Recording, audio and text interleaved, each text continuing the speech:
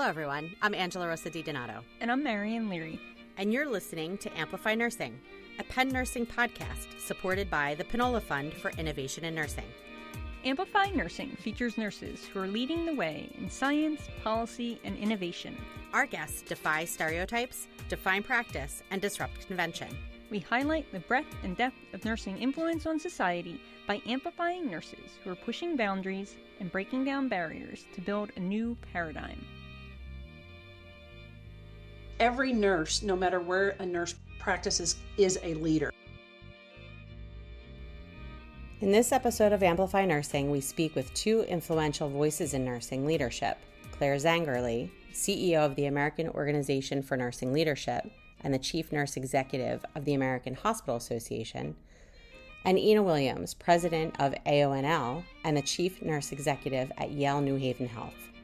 They discuss how leadership is evolving in today's complex healthcare environment and why every nurse is a leader, and what skills and support the next generation of nurse leaders will need to navigate a rapidly changing future. The conversation also explores how mentorship, leadership development, and emerging perspectives from new nurses are shaping the profession. Together, they offer insight into how nurse leaders can remain adaptable, collaborative, and influential as healthcare continues to evolve. Today on the Amplify Nursing podcast, I am so excited to be joined by Dr. Claire Zangerle and Dr. Ina Williams, who are going to be talking with us about nursing leadership. Claire is the CEO of the American Organization for Nursing Leadership, and Ina is the president of AONL. So this is going to be a really insightful and impactful conversation. So thank you both for joining. Thanks for having us. Thanks for having us. I'm going to start with Claire. Can you talk a little bit about your role with the AONL? I know you're also the CNE of the American Hospital Association. How do you distinguish those two different roles? And, what's your role specifically with AONL as their CEO? Sure. I do serve as CEO of AONL. And in that role, I lead the organization, the 13,000 plus member organization, who are a variety of nurse leaders from across the continuum and at different levels. I work on the operational side to make sure that as an association, as the organization, that our team is cohesive, that we're supporting our membership, supporting our board. And as the CEO, I also serve the board, and I serve on the board and serve the board and manage all of our governance matters there. So it's a general CEO role as the leader of the organization. We have a team of 26 people that support our members. And as the Chief Nurse Executive of the American Hospital Association, so that your audience knows that AONL is an affiliate of the American Hospital Association. We're a separate organization, but AHA serves as our parent company, and we enjoy some of those services that we have jointly, such as human resources, IT, those types of things, very much like a health system is created and hospitals are part of a health system. AONL is part of AHA, which also gives us the opportunity to have nursing's voice at a wider table of AHA members. So I sit at the AHA leadership table, and I am the voice of nursing leadership at that table. And as you may know, American Hospital Association is made up of 5,500 plus hospitals across the nation, and many of those hospitals are the employees of our AONL members. Are there other nursing leaders at the table with you for the AHA? There are other nursing leaders that serve on the AHA board in different capacities. We have one nurse leader on the board that fills that particular role, and then other nurse leaders on the board who are nurses may be serving in CEO roles, COO roles, other leadership roles within their health system. But relative to the American Hospital Association, I'm the only nurse that serves on that leadership team. I have a physician partner, very much like a chief medical officer. He's the physician executive, and we're the clinical partners on the AHA team. And so I could talk about that component of this for a while, but I want to have Ina introduce yourself. And you're not just the president of AONL, you're the SVP and the CNE, so the senior vice president and chief nurse executive of Yale New Haven Health. You're also one of our inaugural Johnson & Johnson Nurse Innovation Fellows. So can you talk about your role with the AONL and what you do? Absolutely. Thank you, Marianne. My primary responsibility is to lead the board of about 19 members and to ensure that the strategic plan that was developed from the voices of our members is being activated and being carried out on a consistent basis, understanding where we need to make adjustments and where we need to make changes as well. Our strategic plan has three main priorities around leading, inspiring, and supporting the healthcare environment, advancing nursing leadership, and improving healthcare advocacy. And then there's a lot of tactics underneath that. So that's kind of the primary function. I work, you can't do that without working closely with the CEO. And I think Claire described her role in terms of the CEO of AONL, the broader AONL. And so I see the board and my role and Claire's role as both supporting cast. So we support each other, focus on the strategy. Claire and her team focus on helping us to make sure that the strategy gets implemented and operationalized, working closely with her. So we're a partner in this journey, and that's really the distinction between our roles. So I preside over the board meetings. We lead the development of strategic planning if we need to. We have a strategic plan that's in place until 2027, was just revised in 2025, and I had the wonderful opportunity to be part of that design and reshaping of that. Again, capturing the voice of our members. I act as a spokesperson for AONL, working with Claire, and we try to divide and conquer. So we're sharing the opportunities. And I work with Claire when it's time to appoint members to committees and task forces, and represent AONL on the Tri-Council of Nursing at the American Hospital Association as well. This season of the Amplify Nursing podcast is focusing on nursing leadership. So I can think of no two better people to talk with about this topic than you both. My first question to you, maybe Ina, you can answer first, and then Claire can respond also. How do you define nursing leadership? What does that mean to you now that you're in this leadership role at this organization, again, specifically designed to support nursing leadership? How do you define what that means? Well, nursing leaders are individuals, in how I define it, are individuals who have the ability to really be transformational leaders. And I know that word gets thrown around a lot. In this current environment of real complexity, both from a health system perspective, organizational perspective, but just the general healthcare environment and our general environment that's happening all around us, nursing leaders really have to be equipped with tools, skills.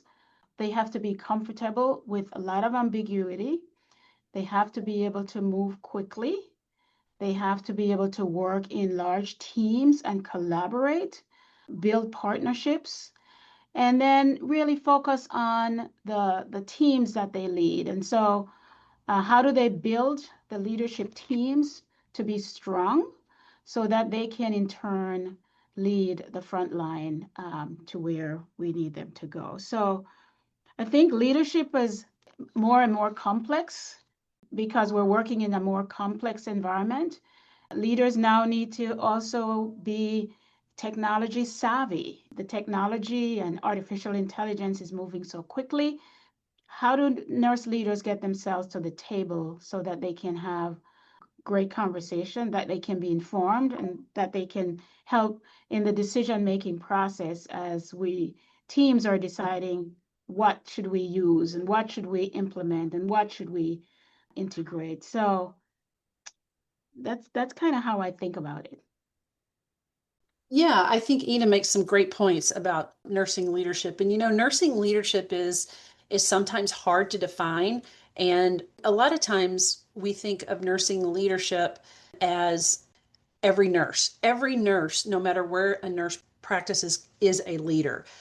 A bedside nurse is a leader. He or she is leading the care of the patients that are in their charge. So you kind of have a formal definition of nursing leadership and an informal. And what I just described as an informal definition of a nurse leader is that direct care nurse that cares for those patients.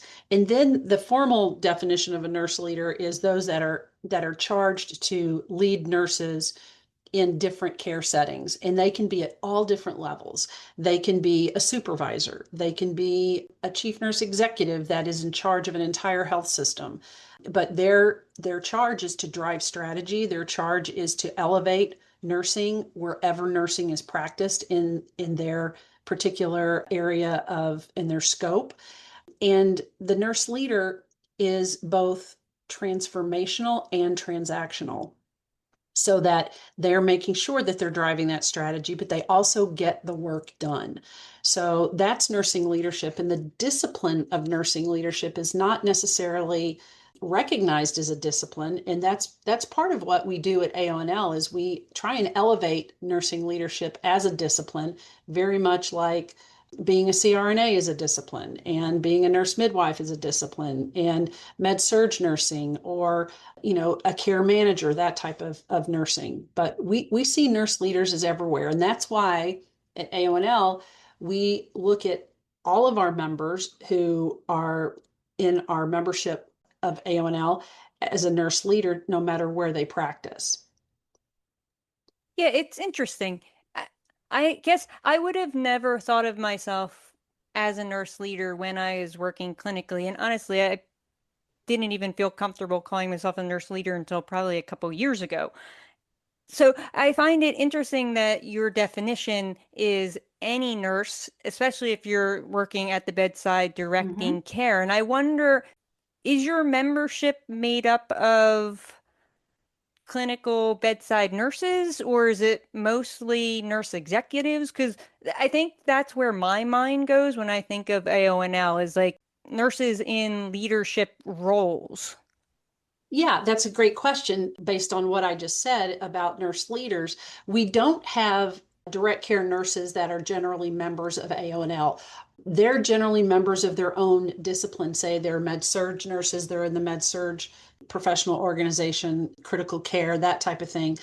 But if you'll remember, it's been probably 8 to 10 years now. We used to be called the American Organization of Nurse Executives.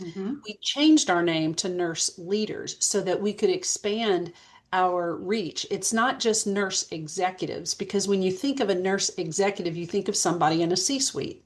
You think of somebody at that level. Leaders are everywhere. Now, would we ever say that a direct care nurse should not be a member of AONL, an aspirational nurse leader? No, we have opportunities for those nurses who are not in a formal nursing leadership role that aspire to be a nurse leader.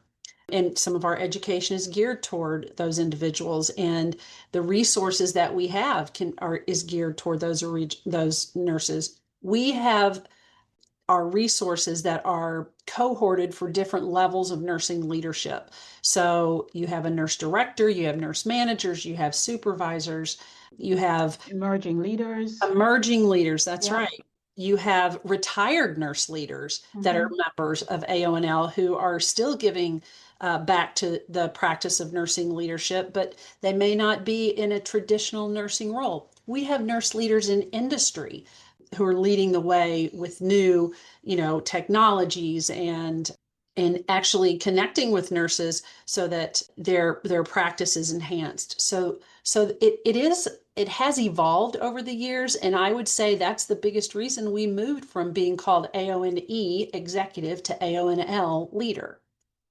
Yeah, we have nurses in policy, and so I think broadening so there's a definition of nurse leaders, and then there might be a conversation about, well, which group do they belong to, right? So as Claire says, the frontline team, and we literally, and in our organization, we actually call them bedside leaders, because we want them to understand that they can lead at the bedside and they don't have to wait for a formal title in order to understand that they have a responsibility of leadership. And so, I think being able to recognize the ability to lead at every level is important. And, then the difference is they can belong to different groups in order to get the development that they need to engage in the places that they need to engage. And I think that's just a slight separation in terms of whether they're part of AONL or they're not. There's always this debate when you're talking about leadership. Are leaders born or are they created? Do either of you have a thought on that debate? I look at it as skill and will. Right. And I think you may have the will, but you don't have the skill. You can always get the skill. And I do think that can happen. If you don't have the will, then it's kind of hard to get the skill because you just don't have it in your heart. You don't have it in your gut to lead. And why would you want to do that if you don't have it inherently in your blood that that's something you want to do? So I think you can create that leadership skill. You can grow your skill, just like you can grow your skill in your nursing practice when you're caring for patients. None of us were highly skilled when we came out of nursing school at caring for patients, and we eventually got there. So that's the way I look at leaders being born or made. I think there's some natural characteristics that one may have, but I also think if you don't have them naturally, you can certainly work for them. I also think that this concept of born or were they born or made depends also and on the opportunities that are afforded to individuals early in both in their maybe their personal life journey or in their career journey. And so sometimes you don't discover that somebody is capable of leadership because we don't create the environment for them to even demonstrate or reflect or show that they can be leaders. So I'm not necessarily of the belief that they're born. I think that you do have some individuals that seem to have more of an affinity to leadership, and that could be because they were in an environment that nurtured them very early in their life, that allowed them, maybe it's the number they were born in their family that helps them to become leaders. But I do think that when I think back on my own career, and I think, how did anybody even trust me to be a leader? I didn't even know what that was. And yet I did amazing things and led amazing things, but I didn't know what I was doing half the time. And it was individuals and I think I would have run out of steam and run out of effectiveness if somehow I was not able to be both nurtured, mentored, developed in order to become a better leader than whatever that was when I was leading people and didn't know what I was doing. So I think it's really important that we think about, and then as we think about leadership, how we define it and where do people lead. And sometimes it's not that there's the person is not a leader. Sometimes it's where we ask them to lead and how we match their skills to the work that we may be asking them to do. I've seen it over and over. Somebody struggles in a particular area and we find a different place for them and they just blossom and thrive. And so I think part of our responsibility always as other leaders is to continue to sort of explore with individuals if someone's struggling or someone's having a really difficult time, is that a right match? Is the environment right for them to develop? Are we creating the kind of environment for their success? And sometimes it's just a mismatch. And sometimes they discover it themselves, and sometimes we help them to discover it. But I've seen it too many times where somebody becomes really an amazing leader, new leader, where you think that maybe this person wasn't born for this.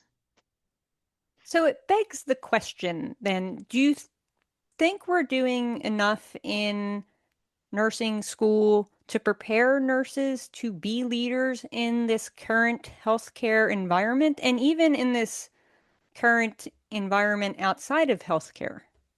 Yeah, I think we could always do better in preparing our nursing students for the actual environment that they're going to experience, whether it's nursing leadership, whether it's, the practice sites or any place like that.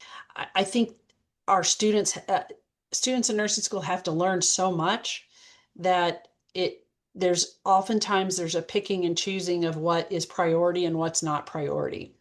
I think for example, I think having, a very short time in community health and in home care is not doing our nursing students any service.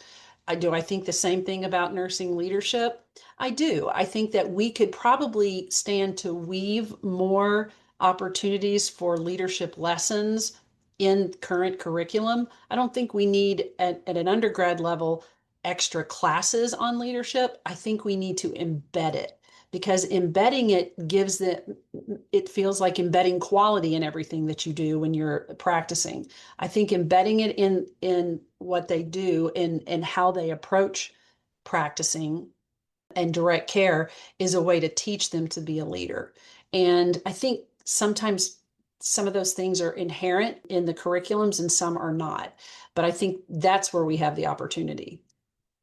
Yeah, I mean, and it's interesting because as you mentioned, community, I feel like nursing is starting to move outside of the hospital walls in a way. There are a lot of nurses now considering policy and politics and advocacy and public health and all of these other spaces outside of the hospital. And I guess I just wonder if, the leadership skill or the skills that we're teaching in nursing school benefit the leadership skills needed outside of the hospital as well. I mean, I think they do. I think when you're starting out as a new nurse, you're so overwhelmed, right? So I get an opportunity to talk to our new nurse residents on a monthly basis. And I would say they're just trying to survive. They're just trying to understand what it is that they need to be doing, how much they need to learn, how they need to balance their schedules, balance their life. You go from being a student to becoming, and again, I know I'm preaching to the choir here, but you go from being a student to now all of a sudden you have responsibility for patients and you've got to get things done by a certain time. And, there's not an instructor looking over your shoulders anymore. And so what I see for them is this desire to give me space, support me, make sure that I have the tools, the information, the environment to be successful, the mentoring, the preceptors, and so on. And then you can watch, it's interesting, you can watch some of these students, especially our second career students, which we have lots of them now. You can watch them, some of them very, very early even within their first year, begin to demonstrate sort of an ownership of not just being, taking care of the patient at the bedside, but raising their hand to do more. We never used to see new grads volunteering to be involved in nursing professional governance. It was almost like an anomaly. Now at 6 months, they're raising their hands. And I think part of it is there is a preparation in the school, but then when they get out of school and they get into the real environment, how we transition them and how we develop them and how do we point them to all that they can become, is a continuation of the work that we have to do. So I think that they learn some leadership. I know that they have some leadership programs during their school, but most of them are thinking in those early months, let me get through my orientation, let me get a sense of a rhythm, develop a new rhythm of life. But then you can start to see some of them emerging very, very quickly and wanting to say, I want to be part of something.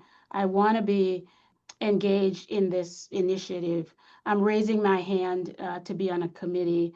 And then there are others you may have to sort of say, well, what are you thinking? What do you want to do? Because people come to us with also different experiences. Should I speak up? Should I not speak up?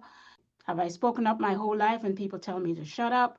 Do I feel like I belong? I think it's all of those things that helps to make you the kind of leader that you can be. So I mentioned earlier the Johnson & Johnson Nurse Innovation Fellowship Program, and I've been running that program for about 4 or 5 years now. And over the course of the program, the climate of healthcare has changed. And it feels like there's a lot more pressure on our senior nurse leaders who are leading hospitals and health systems. And I wonder, as we start to wrap this up, where do you see the future of nursing leadership going? Well, what we do know is nothing in the world, whether it's healthcare, finance, law, anything, is staying the same. We live in an evolving world, and healthcare is a big part of that. And I can tell you, as a nurse leader, we can learn a lot from our emerging nurse leaders because they pivot quickly. They set better boundaries, I think, than some of us as senior nurse leaders. They know what they want and they know what they don't want. And I think as healthcare is changing, they're probably the ones that we can learn from to learn how to pivot ourselves. Now, would they benefit from some of the wisdom that our senior nurse leaders have to be able to navigate some of that? Yes, of course. But I think that the future of nursing leadership is one that is essential and needed. And we need to continue to give our current nurse leaders, our emerging nurse leaders, and everybody in between that gap all that they need to be successful so that they can take the incoming and the pivots and everything that's happening, because this is not space and time. This is an evolving, continuing, changing environment, and it's one that I think that's going to continue. We always think, oh, well, after COVID, it's going to calm down. It did not calm down. It actually made some changes, bigger changes. So I think the future of nursing leadership is that we have to continue to be flexible. We have to continue to be agile, and again, pivot where needed. If I can add a few thoughts, I think when I think about nursing leadership, the majority of nurses are identified maybe as females. And the world has opened up more for women than they ever did before. And I think the same happens with nursing. Nurses are seeing more opportunities to lead. No longer are we sort of defined, not that we were defined, mainly in the academic space or in the health system space or health environment space. But nurses are continuing to lead in all kinds of spaces. I mean, there are probably more nurses in technology now than there were 10 years ago. We're seeing nurses in policy growing. We're seeing nurses in government growing. And so these opportunities of sort of I think the status of nursing and what nursing brings to the table, we see that even nurses on boards, the work that they have done over the years, placing nurses in places that they never sat before. And so I think nursing leadership will continue to evolve to meet the times, and we will have to continue to broaden our vision and our definition and our understanding of nursing leadership. So it's an evolving profession. It's an evolving role. Nurse leaders used to be very defined to hospital leadership and maybe public health, and you could sort of identify where those places are, but nurses are leading in all kinds of places. And you're a perfect example of that, Marianne. Not leading as a faculty member, but taking the realms of innovation and moving that into a whole new space of helping other nurse leaders to understand how to use innovation to create change. So I think the future, it will be very interesting as we continue to evolve to meet the times. Well, thank you both for leading the future of nursing leadership in the roles that you are in, both professionally and with AONL.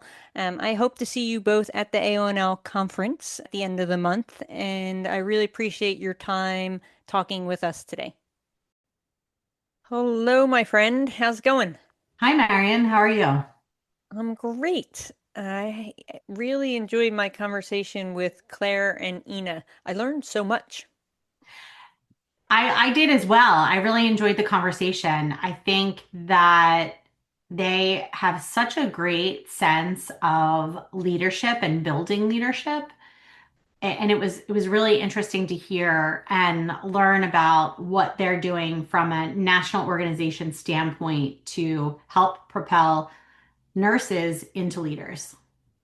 Yeah, I agree. And it is interesting because I kind of think of the term leadership like innovation. It means so many different things to so many different people. And until you start to really sort of whittle down to what does your organization mean when they say leadership and how do you define it, do you really start to understand what the focus is? And, I think they had a variety of ways they were defining it, but it really all came back to nurses stepping up. I love that they included advocacy in the work that they're doing around nursing leadership. It was really great to just learn all about the things that they're doing to promote nurses as leaders in the health and healthcare space and nurses as leaders within the profession also. Yeah, agreed. It's interesting. I recently had a conversation with one of my students about leadership and leading, and we were talking about just what you did in this interview, talking about are people natural born leaders or is leadership developed? And I'm pretty sure it was, or Claire had a great response to that, which is it's a little bit of both, right? Leadership is nurtured. And, you could have people who have great talent and it's never nurtured in them and they never get anywhere with it, and or the flip side, you have people that just have some magnetism to them and, people are blindingly following them, running into brick walls, it definitely needs to be nurtured. I love that so much. Yes, so much running into brick walls when it comes to leadership. Yeah, I mean, I totally agree. And, I go back and forth between the whole like nature and nurture part of leadership because exactly what we discussed and what you just said. And I do think there is that nurture component that I think we need to be doing more of in nursing to prepare nurses for those roles and to be comfortable in them because there's like the skills you need to lead, but there's also being comfortable about being in those leadership positions and using your voice and, as you rise up in your like position. And so, yeah, I think it was really interesting conversation to have with them. Because, Yeah. that's what they do. Yeah, yeah. Well, you know what too, and just another thing as I was thinking about when you were having this conversation, is that I was thinking about how when leadership isn't nurtured, when nurses don't feel like they have a voice, like that comes out sideways. That's where you have those really negative interactions with people, doubling down on stuff or being really pushy or rude because they don't feel like they're supported in sharing their voice, their opinion, their thoughts or whatever. And I think that really plays a role in culture. And when you have a culture where everyone's opinion is respected, that doesn't mean you're running in every direction doing what everyone wants to do, but you're respecting the voice of the people who are taking care of the things and on the front lines, then when they feel heard and respected, then you're able to have those conversations and able to elevate the behavior and accountability for everybody in the organization. And I really do think that that's a really big part of it. When people don't feel seen and heard, they have to be seen and heard in other ways, and it often comes out a little backwards. Could not agree more. Amplify Nursing is hosted by Dr. Angela Rosa DiDonato and Marian Leary and produced by the University of Pennsylvania School of Nursing. Music for the podcast was created by Harper Leary. The podcast is made possible by the Krista and Rich Pinola Fund for Innovation in Nursing. Follow us on Twitter at Penn Nursing. Until next time, keep pushing over, under, around, and through.